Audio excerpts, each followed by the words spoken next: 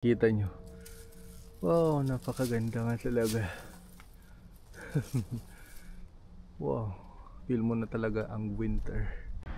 Good morning guys, nandito ako ngayon sa Kobuchizawa Station. So ayan, nandito ako sa rooftop ng station. Nakikita nyo this part. Ang ganda. Dito naman yung bundok na nun. Yun po yung Nobeyama. Doon po ako nakatira dito sa Japan. Ang ganda dito guys, kahit probinsya o diba, nakikita nyo ang ganda. Lamig. 3 pares na tong suot ko. Sobrang lamig. Ayan, pupunta po tayo ngayon sa temple dito nga sa Kofu City. Ayan, sasakay pa ako ng isang tren. So mamaya makikita nyo.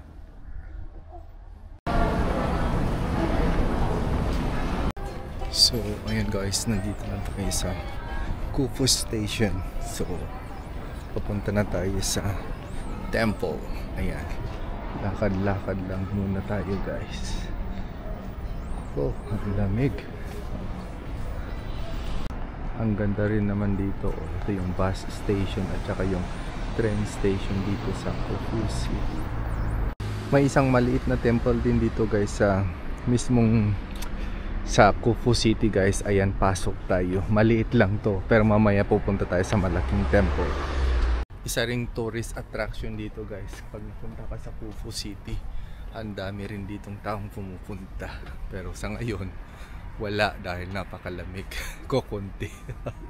Pero maya maya marami din. Nasa city ka, oh, tingnan nyo. Nag-ice pa rin, oh.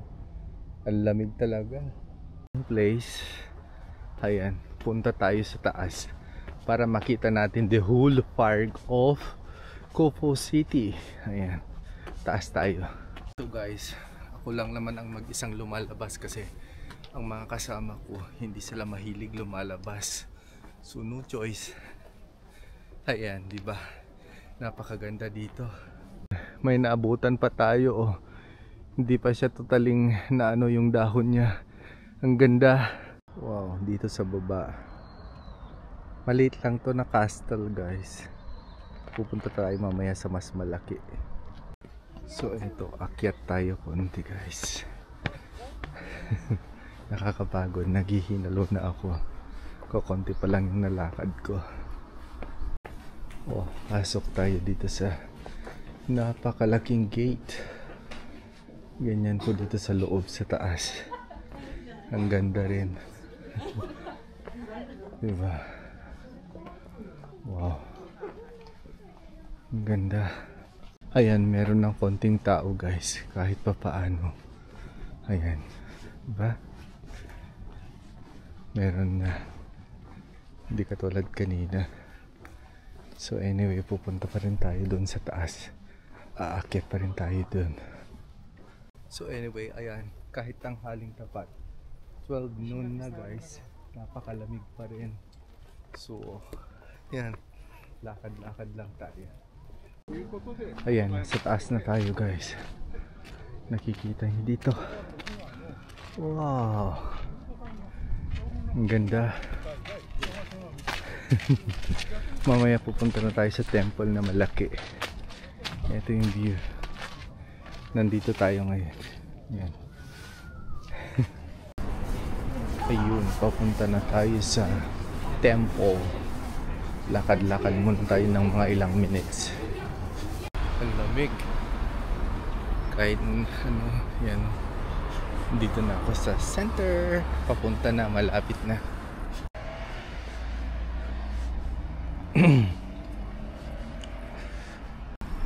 Tignan nyo guys, kahit nasa syudad na ako, ang linis, wala man lang akong makitang dumi or mga plastic na nagkalat. Oh, napakalinis talaga dito.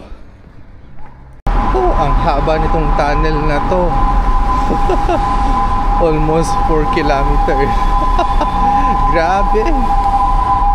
Oh, 30 minutes na akong naglalakad. Parang mali naman yata ang Google Map ko today. Ang layo-layo pa rin. Nabakekang na. So sa haba-haba ng linakad ko na posisyon na sinasabi nila, nakikita nyo doon na malapit na. So 5 minutes na lakad muna guys. Ayan, makakarating na ako sa temple, one of the famous dito sa Khufu. Finally.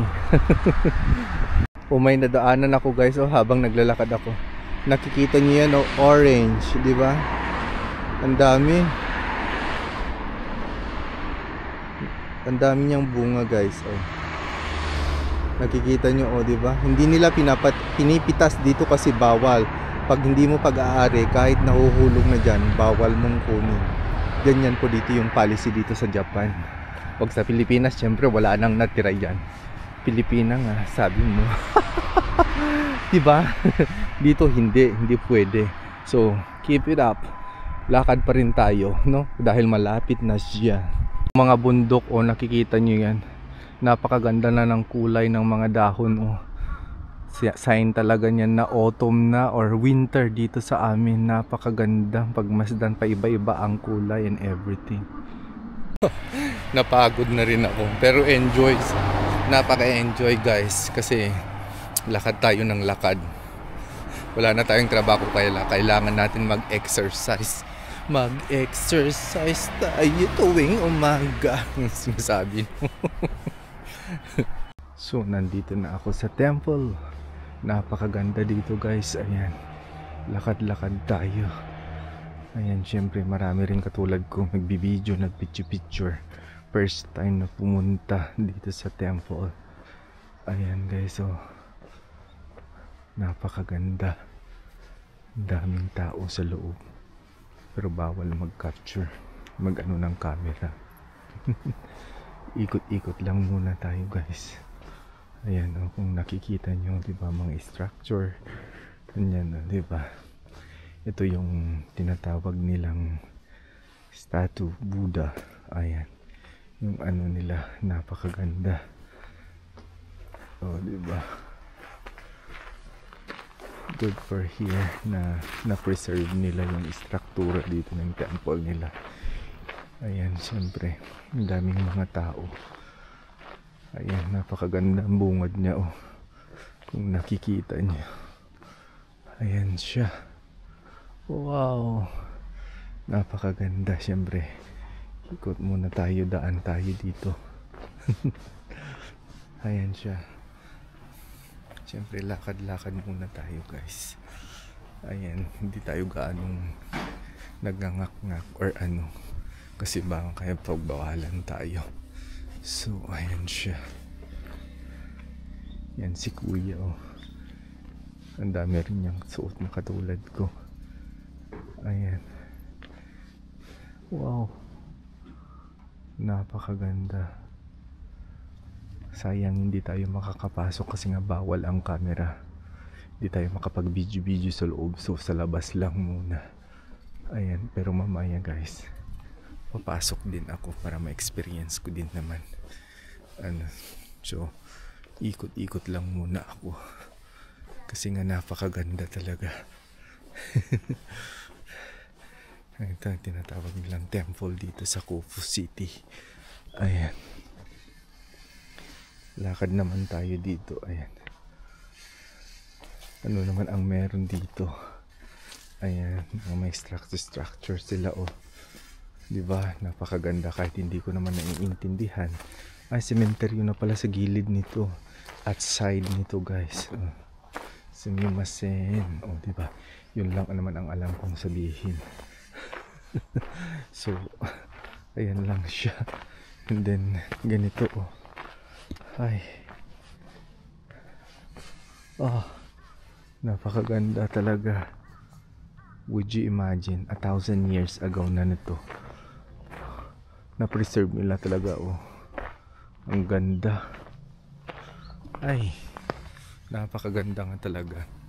Sa mga kasama ko or kapareho ko na mahilig mag-tour or maglakad-lakad o gagala-gala pag walang trabaho, kaysa naman nandun ka lang sa loob ng bahay nakatunganga maghapon dahil winter.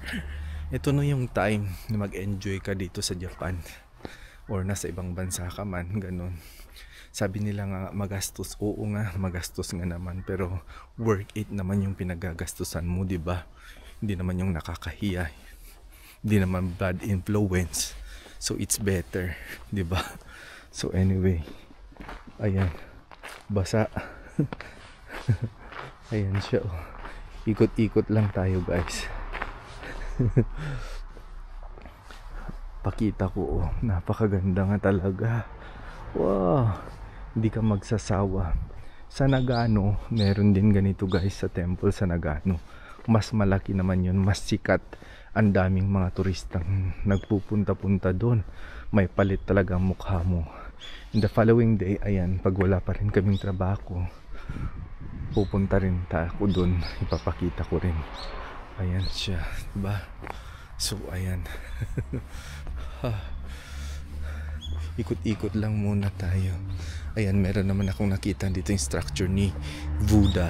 Ayan, ang tinatawag nilang Diyos ng mga Hapon. Kung sa atin naman si Jesus Christ, ito naman ang Diyos ng mga Hapon, mga Buddhism, parang ganun. Oo, paulit-ulit na akong nagsasabi, no? So, ang ganda, oh. Ayan siya. Pero dito ang agaw attraction talaga, guys. Ito yung pinakasikat. Ayan. Siyempre, pupunta nga tayo doon sa, ano yan? Pool. Tinatawag fish pan. Sabi nila kanina yung mga babae, ang daming mga isda. Baka meron nga. Tignan natin. Ayun, meron nga. Meron akong nakikita. Ayan, oh, ang dami. Ang laki nila, oh. Ayan. Mga, anong tawag dito? Karpa sa amin. Ang lalaki. Ayan, oh. Nakikita. Ang lalaki. Ayan siya. Wow. Ang dami. So eto, naglalakad na ako ulit, guys. Ayan, palabas na ako. Eto naman yung bago. Papasok ko doon sa temple. Ayan. Yun yung temple. Sa gilid nun. Sa harap ka ako pala. And then eto, yung mabubungan mo. Eto yung una mong maano. Kaso nga, dumaan kasi ako sa likod. Kaya yun. Papakita ko rin dito, oh. Diba? Oh, ano yung mga istruktura nila. Ayan, mga Tang Dynasty yata to, mga to, oh. Diba? Napakaganda. Ay, ibot tayo dito. Ayan. So ayan, lalakad-lakad na naman ako pabalik doon, of course. So ayan siya, guys, oh. Diba? Ayan. Ang ganda dito.